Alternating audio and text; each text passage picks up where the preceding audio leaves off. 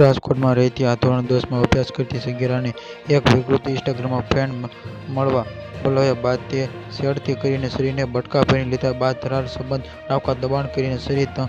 બતાવી અને ધમકી આપનાર યુનિવર્સિટી પોલીસે ઝડપી પોક્સો સહિતની કલમો હેઠળ ગુનો દાખલ કરીને આરોપી વિશાલ રાજુ ગોહિલને અટકાયા અને કરી તપાસ હાથ ધરી છે. શેત્રુંડા મોડી સાંજ સુધી ઘરે ફરી રાજકોટ શહેર રહ્યાના ચોક નજીક રહેતા તરુણની માતાએ નોંધાયેલી ફરિયાદમાં જણાવ્યું હતું કે ગત 17 જાન્યુઆરી 2024ના સાંજે પુત્રી સ્કૂલેથી ઘરે આવ્યા બાદ સ્કૂલના ગેટ બેગ મૂકી શ્વાસ લેવા ગઈ હતી અને અડધા કલાક પરથી અહીં આવતા કોલ કર્યા મોબાઈલનો પરંતુ સ્વિચ ઓફ આવતો હતો. સાંજના 8 વાગ્યા સુધી તપાસ કરી અને મળતા માહિતીમાંથી પુત્રીએ આ ડોગના ભાગીલી બની હાથના બાવડા ઉપર ઉઝરાતા નિશાનમાં જોવા મળતા શરીર પર બટકા ભરીને છંટકાવવાનું શરૂ કર્યું. પુત્રીને બાબતે પૂછતા કર્યું. વિશાલ નામના યુવક સાથે ઇન્સ્ટાગ્રામ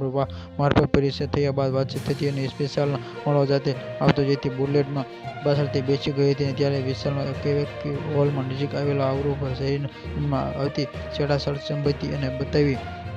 સંબંધિત નહીં રાખે તે માટે આ માતાએ શરીર મારી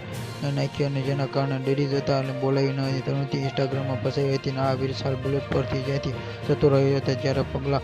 પાછળ ઘરે પહોંચ્યા પુત્રીની આપતી માહિતી માતાએ ચોંકી ગઈ હતી અને આ યુનિવર્સિટી પોલીસે મથક ફરિયાદ હાથ ધરી છે અને પોલીસે આરોપી ગોહિલ ધરપકડ કરી કાયદેસરની કાર્યવાહી કરવામાં આવશે.